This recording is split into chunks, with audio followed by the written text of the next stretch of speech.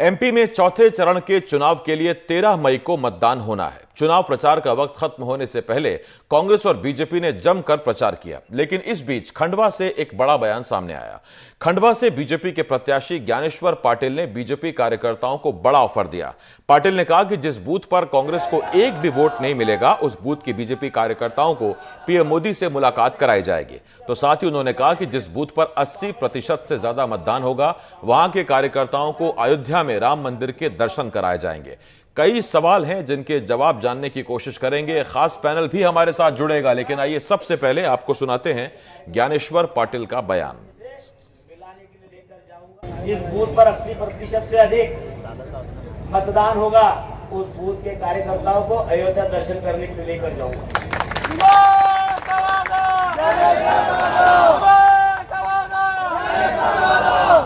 प्रधानमंत्री मोदी जी का सपना है कि कांग्रेस मुक्त भारत बनाना है। तो कांग्रेस मुक्त भारत कब बनेगा? जब हमारा बूथ कांग्रेस मुक्त बनेगा।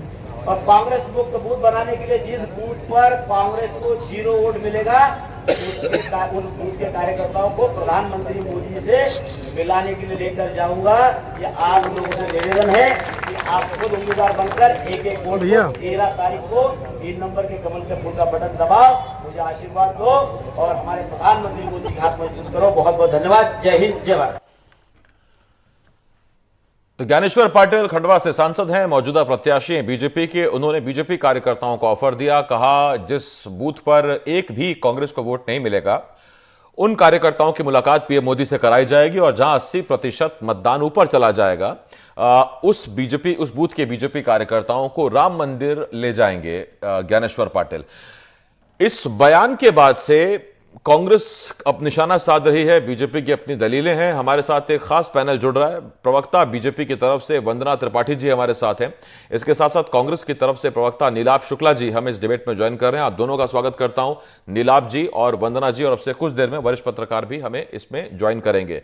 सबसे पहले वंदना जी, आपसे सवाल है।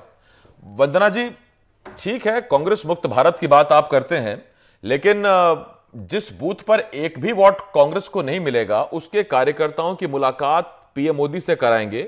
इसको लेके पीएम मोदी से कोई परमिशन ले ली गई है या बस घोषणा कर दी गई है अभी?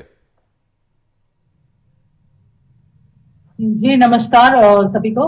देखिए, ये जो पीएम मोदी से मिलाने की जो बात करी जा रही है और ये जो कहा जा रहा है कि जिस बूथ पर 100% वोटिंग बीजेपी को होगी, तो अवश्य इस बात की अगर पुष्टि हमारे एक सांसद कर रहे हैं तो बिना किसी तथ्यों के तो कर नहीं रहे होंगे।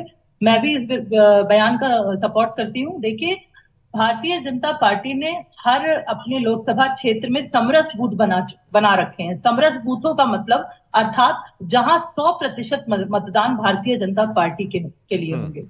उसके अलावा जो हमारे सांसद जी ने कहा कि जहां 80% से ऊपर मतदान होंगे, वहां पर उन कार्यकर्ताओं को राम मंदिर ले जाया जाएगा। तो भारतीय जनता पार्टी तो अपने कार्यकर्ताओं को प्रोत्साहित करने के लिए अनेक प्रकार के कार्य करती है। और अगर पीएम मोदी जी से मिलाने की बात करी जा रही है तो कोई ऐसी अलग बात नहीं करी जा रही है। वो हमारे प्रधान सेवक हैं, वो हमारे नेता हैं और जो हमारे बूथ पर कार्यकर्ता काम कर रहे हैं, जैसे कि हमारे बूथ अध्यक्ष, बीएलओ और हमारे पन्ना प्रभारी, अवश्य उनको मोदी जी से मिलाया जाएगा। और मोदी जी तो वो नेता हैं जो सबसे मिलते हैं, सबका साथ, सबका विकास, सबका विश्वास वाली बात करते हैं। तो ये जो ज्ञानेश्वर पाटिल जी ने, हमारे माननीय सांसद जी ने बयान दिया है, बिल्कुल अवश्य अगर हमारे यहाँ हमारे कार्यकर्ता इतनी मेहनत करेंगे, अगर हमारे कार्यकर्ता दमखम लगाकर 100% मतदान कराएंगे, तो अवश्य उनका उत्साहवर्धन किया जाएगा। भारतीय जनता पार्टी में कार्यकर्ताओं को देव दुर्लभ भगवान स्वरूप माना जाता है और उसी प्रकार से उन्हें प्रोत्साहित भी किया जाता है, उन्हें सम्मान भी दिया जाता है। तो मुझे समझ में नहीं आता कि कांग्रेस पार्टी को क्या तकलीफ है। हमारे नेता से अगर हमारे पार्टी के कार्यकर्ताओं को मिलवाने की बात की जा रही है, तो उसमें कांग्रेस पार्टी को क्या दिक्कत है? हम कोई टंच तो जब आप ये वंदना जी सवाल पूछ रहे हैं, नीलाभ जी, इस बयान से कि जहां जिस बूथ पर कांग्रेस को एक भी वोट नहीं मिलेगा, 0 वोट मिलेगा, उसके कार्यकर्ताओं को पीएम मोदी से मिलाया जाएगा, इस पर आपको कोई आपत्ति है क्या नीलाभ जी? और मैं साथ ही स्वागत करता हूं डीपी सिंह साहब का, वरिष्ठ पत्रकार हैं, हमारे साथ जुड़ रहे हैं। डीपी सर, आपका भी स्वागत है जी। नीलाभ जी, सवाल का जवाब दीजिए। देखिए, पीएम मोदी जी जो हैं क्या सिर्फ भारतीय जनता पार्टी के प्रधानमंत्री या पूरे देश के? पहले ये स्पष्ट करें वंदना त्रिपाठी जी। दूसरी बात, मैं भी खुद इस क्षेत्र में ही था, ज्ञानेश्वर पाटिल जी के 3 दिन वही काम कर रहा था, ओंकारेश्वर सनावत बड़वा बेल्ट में काम कर रहा था। ज्ञानेश्वर पाटिल जी की हालत ये है कि कार्यकर्ताओं का संवाद ही नहीं है।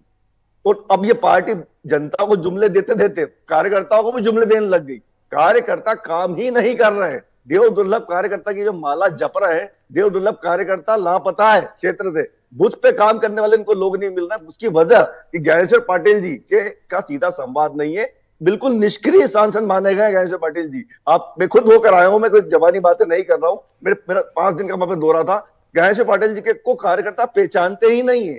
तो ये देर दुर्लभ कार्यकर्ता की बातें करते, कहां गए आपके पन्ना प्रभारी, कहां रहे आप चुनावी मोड़ में, जब इस तरह के लालच प्रलोभन आपको दिए जा रहे हैं। और सीधी बात जुमला, कहीं कोई आपके पास इसका ऑथेंटिक लेटर नहीं है कि आपने वहां से प्रधानमंत्री आवास निवास से आपको लेटर मिला हो कि भैया आप करना तो हम आपको मिलवाएंगे, खुद ने ही जुमला छोड़ दिया और प्रवक्ता उनका समर्थन कर रहे हैं। ऐसा इंदौर में कैलाश विजयवर्गीय जी ने कहा था कि जिस बूथ पे कांग्रेस को एक भी वोट नहीं मिलेगा वहां 25 लाख के काम करूंगा। तो भैया किसी ने कांग्रेस को अगर वोट दे दिया तो क्या आप उसके साथ आप सौतेला व्यवहार करेंगे? उस बूथ पर आप काम नहीं कराएंगे? सीधी सी बात है। मुद्दे की हम बात करें, भारतीय जनता पार्टी हो चुकी मुद्दा विहीन। ये विषयों पर बात ही नहीं कर रहे हैं। बहुत हुई महंगाई की मार, अब की बार मोदी सरकार ये माला जपना बंद। बहुत हुई पेट्रोल डीजल की मार, अब की बार मोदी सरकार ये माला जपना बंद। मोदी जी की गारंटी, अरे गारंटी उसकी मानी जाती है जिसकी पुरानी गारंटियां पूर्ण हुई हो। अब ये जाते जनता के बीच में, जनता पूछती प्रतिवर्ष 2 करोड़ नौकरी देने का क्या हुआ, 3 को लाल लाख दिखाने क्या हुआ। अच्छा नीलाभ जी, एक तो ये ऑफर हो गया, साथ में उन्होंने एक ऑफर और दिया। उन्होंने कहा कि जिस बूथ पर 80% से ज्यादा मतदान होगा उस बूथ के बीजेपी कार्यकर्ताओं को अयोध्या दर्शन के लिए ले जाएंगे। इसमें तो कोई आपको आपत्ति नहीं है ना, या आपत्ति इसमें भी? नहीं, आपत्ति नहीं। मंदिर तो दर्शन करने जाना चाहिए, पर मुद्दा ये कि विषयों पर क्यों नहीं बात करते हैं? ध्रुवीकरण करना, मंदिर के पीछे जाकर छुप जाना। अरे विषयों पर बात करो श्रीमान। मोदी जी गारंटी याद दिलाओ, प्रतिवर्ष 2 करोड़ नौकरी का क्या हुआ? आप गारंटी का झंडा लेके निकल तो गए, तो गारंटी उसकी मानी जाती है कि जिसकी पुरानी गारंटियां पूर्ण हुई। आपने कहा था मैं नीलाभ जी इस पर आता हूं जरा आपके पास। हमारे साथ डीपी सिंह साहब हैं, वरिष्ठ पत्रकार हैं।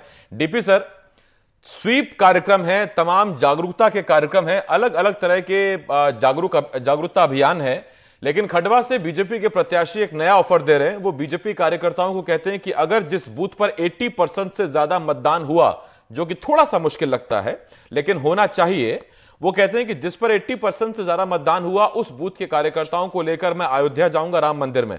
तो ये इस ऑफर को, इस अभियान को कैसे देखते हैं आप? देखिए मतदान बढ़ाना तो सभी की जिम्मेदारी है, और इस चुनाव में पहले 3 चरणों में जो मतदान की स्थिति रही है उसको देखते हुए चौथे चरण में मतदान बढ़ाना बड़ा चुनौतीपूर्ण काम है। लेकिन ये जो ज्ञानेश्वर पाटिल जी का ऑफर है, थोड़ा सा उनको गंभीरता बरतनी चाहिए थी इसमें। भाई लोकतंत्र का इतना बड़ा उत्सव है, आप उसको में ऑफर दे रहे हैं। मतदान के और तरीके भी अपनाए, मतदान बढ़ाने के लिए और तरीके भी अपनाए जा सकते थे। ज्ञानेश्वर पाटिल उस बूथ में ऐसा काम करते कि 80 नहीं 90% मतदाता जाकर के ज्ञानेश्वर पाटिल के लिए मतदान करते तो ज्यादा अच्छा होता। इस तरह के देखो, लोकतंत्र में जो एक इतना बड़ा उत्सव है लोकसभा चुनाव का, उसमें इस तरह के ऑफर देना, मतलब मुझे तो थोड़ा सा कि क्या ये अतिशयोक्ति होगा सर कि इसे कहा जाए राम भरोसे मतदान? हाँ, बिल्कुल निश्चित तौर पे। भाई वही नेता ऐसा कह सकता है जिसका जमीन पे आधार नहीं हो। नहीं तो आज भाजपा का हर नेता मोदी के नाम पर वोट मांग रहा है, मोदी के नाम पे वोट मिल भी रहा है। तो भाई ज्ञानेश्वर पाटिल की ऐसी कौन सी कमजोरी है कि ज्ञानेश्वर पाटिल को स्वयं पे, मैंने पार्टी के इतने बड़े नेताओं पे भरोसा नहीं है। और मुझे थोड़ी इसमें अगंभीरता भी झलकती है ज्ञानेश्वर पाटिल की, इस तरह से बचकाना ऑफर दिया जाएगा। ठीक, मैं इस पे जरा बीजेपी प्रवक्ता है हमारे साथ वंदना जी, उनके पास जा रहा हूं। वंदना जी, पहली बात तो ये कि क्या बीजेपी कार्यकर्ता अब तक राम मंदिर के दर्शन करके नहीं आए हैं? हम तो ये मान के चल रहे थे कि जितना बड़ा मुद्दा ये बीजेपी के लिए है, एक एक कार्यकर्ता खुद से दर्शन कर आया होगा। उनको ऑफर दे रहे हैं ज्ञानेश्वर पाटिल की 80% मतदान कीजिए या करवाइए, उसके बाद आपको हम लेके जाएंगे। और दूसरी बात, मेरा आपसे एक सवाल ये है कि बिना मंदिर का ऑफर दिए क्या किसी और तरीके से कार्यकर्ताओं को प्रेरित नहीं किया जा सकता था क्या? देखिए आसिफ जी, लोकतंत्र का जो ये सबसे बड़ा महापर्व कहलाता है चुनाव, इसमें हर पार्टी की, चाहे वो रूलिंग पार्टी हो चाहे वो विरोधी पार्टी हो, उसकी ये रिस्पॉन्सिबिलिटी बनती है, उनका ये नैतिक दायित्व बनता है कि किसी भी प्रकार से मतदान प्रतिशत को बढ़ाएं, और उस मतदान प्रतिशत को बढ़ाने वाले कौन है? हमारे ग्राउंड पर कार्य करने वाले हमारे देव दुर्लभ कार्यकर्ता। भारतीय जनता पार्टी ने अपने कार्यकर्ताओं को हमेशा सम्मान दिया है, और कहीं ना कहीं ये उसको ही दर्शाता है कि वो अपने कार्यकर्ताओं को प्रोत्साहित करने के लिए ये सब बातें कह रहे हैं। देखिए, कांग्रेस पार्टी की तरह हम है नहीं कि अपने कार्यकर्ताओं को जब वो अपनी पार्टी छोड़कर चले जाए तो उन्हें कचरा कूड़ा बताने लगे। भारतीय जनता पार्टी वैसे भी एक कार्डर बेस्ड पार्टी का कहलाई जाती है, और आपको पता है कि ये कार्यकर्ता आधारित पार्टी है। ये कांग्रेस की तरह कोई परिवारवाद और तुष्टीकरण वाली पार्टी तो है नहीं। तो इसीलिए अगर हम अपने कार्यकर्ताओं के लिए कोई अच्छा कार्य करने की बात करते हैं, और राम मंदिर से तो वैसे भी कांग्रेस को हमेशा ही आपत्ति रही है, राम मंदिर जाने से आपत्ति रही है, तो हम अगर अपने कार्यकर्ताओं को राम मंदिर ले जाने की बात करेंगे तो कांग्रेस पार्टी को मिर्ची लगना बनता भी है, क्योंकि राम विरोधी कांग्रेस, राम को काल्पनिक कहने वाली कांग्रेस कभी ये नहीं चाहेगी कि हम चुनाव में भगवान राम का नाम लें। ये लोग राम भगवान को चुनाव का एजेंडा मानते हैं, पर हमारे लिए वो हमारे सनातन का प्रतीक है, हमारी परंपरा का प्रतीक है, हमारी आस्था का प्रतीक है। रही बात कार्यकर्ता राम मंदिर गए या नहीं गए, तो भारतीय जनता क्या इस बात में फर्क नहीं है? मैं जरा इस पर आता हूं आपके पास। डीपी सर, क्या इस बात में फर्क नहीं है कि राम का नाम लेके आप अच्छा काम करें, शुरुआत करें, मतदान करें, या मतदान के बाद अगर अच्छा मतदान हुआ है तो आप राम के पास लेके जाएंगे? दोनों बातों में फर्क है।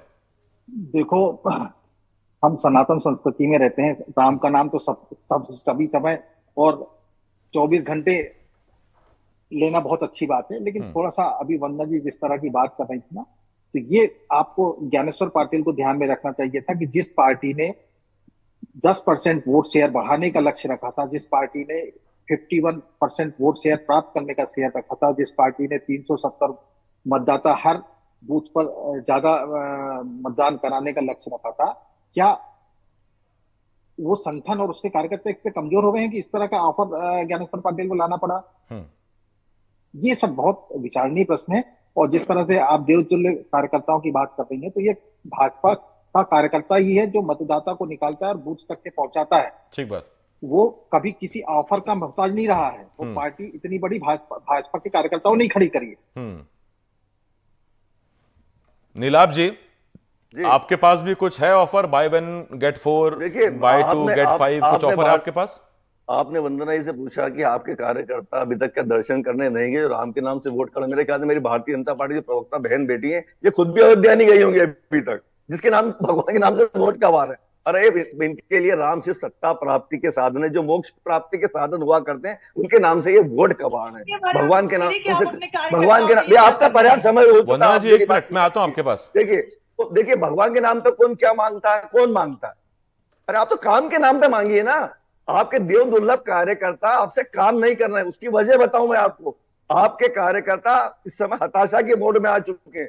आपने न्यूज ज्वाइनिंग कमेटी बना ली है, उसमें आपका पूरा प्रयास रहा है। देखिए, आप विषयों पर बात नहीं कर रहे हैं, आप बात कर रहे हैं मंगलसूत्र पर, आप बात कर रहे हैं कि आपकी 2 भैंस, एक भैंस कांग्रेस ले जाएगी। अभी उसके बाद बात कर रहे हैं आप मटन मछली पर, आप बात कर रहे हैं विरासत के झूठे कानून पर। विषय में कोई बात नहीं। देश का वंदना जी, एक मिनट आ रहा हूं। वंदना जी, करने दीजिए, फिर आता हूं। बच्चों बचपना नहीं हो रहा, माफी चाहिए। डिबेट की मर्यादा समझिए। बच्चों का खेल नहीं हो रहा, चुप रहिए आप। देखिए, देश के सर्वोच्च पद पर बैठा हुआ व्यक्ति ये दावा कर रहा है कि अम्बानी अंबानी के पास काला धन है। वो दावा कर रहे हैं काला धन है, और वो काला धन टेम्पो में भर के कांग्रेस को दिया जा रहा है। जब आप ये दावा कर रहे हैं तो क्यों नहीं अडानी अंबानी पर अभी सीबीआई की रेड लगती, ईडी की रेड लगती, आईटी की रेड लगती? कोई छोटा व्यक्ति नहीं गिरा, देश के सर्वोच्च पद पर बैठा व्यक्ति दावे से गिरा कि ये काला धन जा रहा है, तो क्यों नहीं इन पर रेड लगती? ठीक है, मैं जरा वंदना जी से इसका जवाब ले लूं। आपने जब इतने सारे आरोप लगाए हैं, वंदना जी, मुद्दा ये उठ रहा है, नीलाभ जी ये कह रहे हैं कि आप कार्यकर्ताओं को एक्टिव कीजिए बीजेपी के नाम पर, आप कार्यकर्ताओं को एक्टिव कीजिए बीजेपी के काम पर, लेकिन आप एक्टिव कर रहे हैं राम मंदिर का ऑफर देके। मुझे तो एक बात में बड़ा बहुत आनंद आता है कि ये जो कांग्रेस के जो प्रवक्ता है नीलाभ, ये पूरे के साथ डिबेट किए, ये पूरी डिबेट में सिर्फ भाजपा की बात करते हैं। इनके मुंह से आप कांग्रेस शब्द नहीं सुनेंगे, जबकि ये कांग्रेस के प्रवक्ता है। अच्छी बात है। देखिए, भारतीय जनता पार्टी भगवान राम के नाम पर वोट नहीं मांग रही है। भगवान राम से हम अपनी शुरुआत करते हैं, राम पर खत्म। हमारा हर जो काज है वो राम काज है। हम राम नहीं, काज ये की सवाल बात वंदना जी करते हैं, इसलिए राम उठ राज्य जाता की है बात करते क्योंकि हैं। आप हमारे 370 की बात करते हैं, उसको हटाने में पूरा पूरा आपका सहयोग, आपका काम, आपका हाथ। आप एयर स्ट्राइक, सर्जिकल स्ट्राइक की बात करते हैं, उसमें भी पूरा पूरा हाथ, पूरा पूरा काम आपका। लेकिन उसके साथ साथ जब आप राम मंदिर की बात करते हैं तो फिर सवाल यह उठता है कि उसमें आपका क्या हाथ है या आपका क्या सहयोग है? कोर्ट में मामला था, कोर्ट ने फैसला दिया और जन सहयोग से राम मंदिर बना। देखिए, जब राजीव गांधी जी की सरकार थी तो कोर्ट ने ये आदेश दिया था कि कृपया करके मंदिर के ताले खुलवाए जाएं। हम तो ये नहीं कहते कि राम भगवान अपना कार्य स्वयं कर रहे हैं, हम उनके लिए कुछ नहीं कर सकते, हम बहुत छोटे हैं उनके सामने। लेकिन हाँ, ये जरूर कहेंगे कि कांग्रेस पार्टी की जब इतने सालों तक सरकार थी तो भगवान रामलला को इन्होंने टेंट में बैठा कर क्यों रखा था? भगवान रामलला को टेंट से निकालकर मंदिर में बैठाने का कार्य अवश्य हमारे माननीय यशस्वी प्रधानमंत्री मोदी जी ने किया है। और ये बात हम कहते हैं, गर्व से कहते हैं कि हमारी पार्टी के नेता हमेशा ये कहते हैं, जय श्री राम। हम भगवान राम हमारे आराधक हैं और उनके लिए हम जो भी कर पाएंगे वो करेंगे। हमने तो अपनी सरकारें खोई है भगवान राम के नाम पर, 3 राज्यों में सरकारें खोई, तो भगवान राम के नाम पर हम राजनीति और वोट नहीं मांगते। हमारे तो भगवान राम के नाम पे सरकारें खोई हैं, भगवान राम के नाम पे सरकार पाएंगे। इनके बयान ही बड़े बड़े विरोधाभासी बयान। देखो ये दीवानो, तुम ये एक मिनट नीलाभ जी कंप्लीट करने दीजिए वंदना जी को। वंदना जी, भगवान राम के नाम पे सरकारें खोई हैं, मतलब अब वक्त आ गया भगवान राम के नाम पे सरकारें पाएंगे।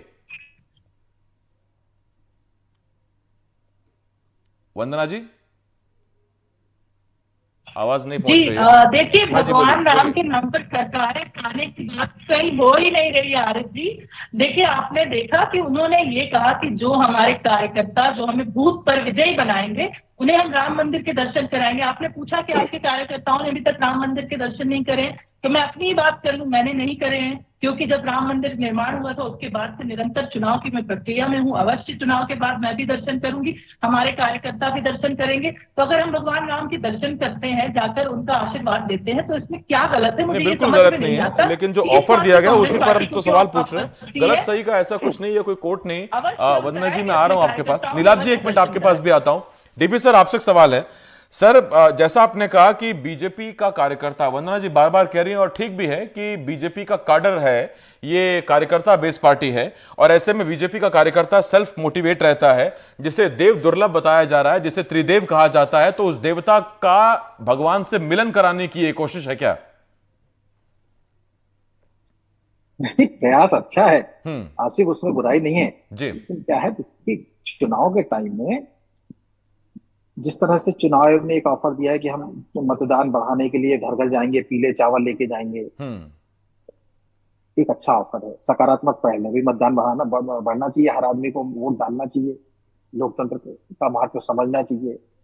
भाजपा का कार्यकर्ता भी बूथ में, मतदान के दिन बूथ पर आप देखिए कि उनका भी कार्यक्रम फिक्स है। सुबह 6 बजे उठेंगे, 6 कार्यकर्ताओं को जगाएंगे, पहले परिवार के साथ वोट डालेंगे, बाद में दोस्तों को, दोस्त परिवारों का, साथियों का वोट डलवाएंगे, बाकी टाइम में फिर बूथ के मतदाताओं का से वोट कराएंगे। तो आप ये देखिए कि अगर, क्या वो किसी लालच में करते हैं?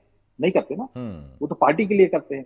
तो ये इस तरह का एक ऑफर देने से पहले ये भाई आपको इंटरनल आप मैसेज कर देते बूथ के लिए कार्यकर्ताओं को कि जो भाई हम आप जब बूथ में मतदान बढ़ाने के लिए जाएंगे, मतदाताओं से बताइएगा कि जिस बूथ में ज्यादा मतदान होगा हम उनको अयोध्या में रामलला के दर्शन करने ले जाएंगे। अब सार्वजनिक रूप से इस तरह की बातों को करना, मतलब मुझे लगता है कि नैतिकता तो नहीं कही जाएगी। ठीक, नीलाभ जी मैं आपके पास आऊंगा, लेकिन उससे पहले वंदना जी से एक सवाल और भी है। वंदना जी, पीएम ने खुद कहा था, अपील की थी कार्यकर्ताओं से कि 370 वोट आपको पड़वाने हैं एक्स्ट्रा हर बूथ पर। एक एक सीट पर सैकड़ों बूथ होते हैं, कई बार यह संख्या बहुत बड़ी हो जाती है।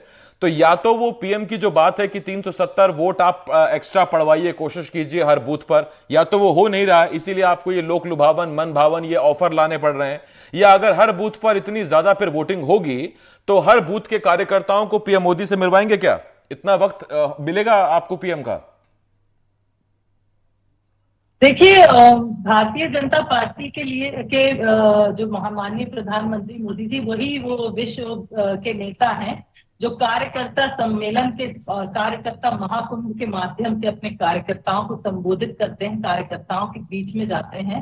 आपने देखा किस प्रकार से मध्य प्रदेश में जब वो चुनाव रैली में आए तो कैसे कार्यकर्ताओं के बीच में, जनता के बीच में जाकर एक याचक की भांति उन्होंने जाकर चुनाव के लिए वोट मांगे। तो पीएम मोदी जी एक पार्टी के नेता के साथ साथ कार्यकर्ता भी हैं। हमारी पार्टी में हर नेता कार्यकर्ता भाव से कार्य करता है और किसी को किसी से मिलने में कोई दिक्कत नहीं आती है। कांग्रेस पार्टी नहीं है कि अगर दिक्कत नहीं है तो फिर ये ऑफर क्यों दिया जा रहा है कि पीएम से मिलवाएंगे? अगर दिक्कत नहीं है तो कार्यकर्ता जाकर, एक सीनियर कार्यकर्ता से जाकर मिल ले दिल्ली में। देखिए, वोटिंग परसेंटेज इंक्रीज करना कार्यकर्ताओं को। नीलाभ जी, एक मिनट, नीलाभ जी आ रहा हूं। ये हताश में देखिए, ये कांग्रेस पार्टी नहीं समझेगी कि प्रोत्साहन और उत्साहवर्धन चीज क्या होती है। देखिए, हताश निराश कांग्रेस, इनके कार्यकर्ता दुखी होकर बैठे हैं, लाखों कार्यकर्ता पलायन कर ठीक, मैं आ रहा हूं आपके पास। इससे पहले इस डिबेट का वक्त खत्म हो जाए, नीलाभ जी की प्रतिक्रिया लेना बहुत जरूरी है। हालांकि वंदना जी, ये सवाल जरूर रहेगा कि अगर पीएम भी पार्टी के कार्यकर्ता हैं तो फिर एक कार्यकर्ता को कार्यकर्ता से मिलने के बीच में ज्ञानेश्वर पाटिल बीच में मीडिएटर क्यों बन रहे हैं, या उनकी आवश्यकता क्यों है, या वो क्यों ऑफर दे रहे हैं? नीलाभ जी, एक सवाल आपसे है, इसी को जुड़ा हुआ है इसी से, कि चलिए पीएम से मिलने का ऑफर दिया जा रहा है कार्यकर्ताओं को कि आप वोटिंग जीरो कांग्रेस का वोट कराइए और वहां जाइए, लेकिन आपके कार्यकर्ता आपके साथ हैं क्या? जब देखिए वो बीजेपी में जा रहे हैं, जहां से देखिए कार्यकर्ता छोड़िए, आपके तो प्रत्याशी जा रहे हैं। देखिए, बहुत अच्छा सवाल आपने किया है। क्या हो रहा है, इन्होंने न्यू ज्वाइनिंग कमेटी बनाई। देखो, बड़ा इससे लिंक है। भारतीय जनता पार्टी का कार्यकर्ता क्यों हतोत्साहित है, क्यों घर बैठ गया है, क्यों काम नहीं कर रहा, जिसको देवदुर्लभ कहते हैं, उसकी वजह बता रहा हूं। इन्हें न्यू ज्वाइनिंग कमेटी बनाई, बड़ी हास्यास्पद है। अब वंदना जी फिर कहेंगे कि आप पूरी डिबेट में केवल बीजेपी की बात करते रहे, कांग्रेस की बात नहीं कर रहे थे। अपनी ही बात कर रहा हूं। तो जा रहे हैं कार्यकर्ता कांग्रेस के मुट्ठी भर, मैं उससे इंकार नहीं कर रहा हूं। ये बता रहे हैं ढेर भर, और वो ढेर भर कार्यकर्ता बता रहे हैं तो इनके कार्यकर्ताओं का मनोबल गिर रहा है। अब देखिए, अब हमारे इंदौर की घटना बताऊं आपको, जो यहाँ पे जो लोकतंत्र का चीरहरण हुआ है, लोकतंत्र का जो विमान गिराया गया है, उसमें इनकी सांसद 8 बार की सांसद रह चुकी सुमित्रा महाजन जी, वरिष्ठ नेता है, लोकसभा स्पीकर भी रह चुकी, वो खुद आहत हुई है। उन्होंने कहा इसकी जरूरत क्या थी? लोग मुझे फोन लगाकर कह रहे हैं कि नोटा पर हम वोट देंगे। लोग मुझे बुद्धिजीवी लोग फोन लगाकर कह रहे हैं कि हम नोटा पर वोट देंगे। सत्यनारायण सत्तन, पूर्व विधायक, वरिष्ठ नेता, वो भी ये कह रहे हैं। कोई मिलाते हैं भाजपा कार्यकर्ता। क्या कांग्रेस को किसी निर्दलीय का समर्थन नहीं कर देना चाहिए था? नोटा को वोट का विकल्प देने से आपका क्या भला होगा, या लोकतंत्र का क्या भला होगा? मेरी बात सुनिए, लोकतंत्र का जिस तरह बंद नहीं, शांति रखिए थोड़ा, आपका रक्त रक्तचाप मत बढ़ाए कीजिए, शांति रखिए, सुनिए, प्रवक्ता जी के एक दायित्व होता है। मेरी बात क्या है, जिस तरह लोकतंत्र का चीरहरण किया भारतीय जनता पार्टी ने, भारतीय जनता पार्टी के 2 वरिष्ठ नेता, हमारे जो प्रत्याशी, उसका किडनैप करके गाड़ी में ले जाकर उसका नामांकन वापस करवाते, इसको लेकर मोदी जी खुद चिंतित हुए।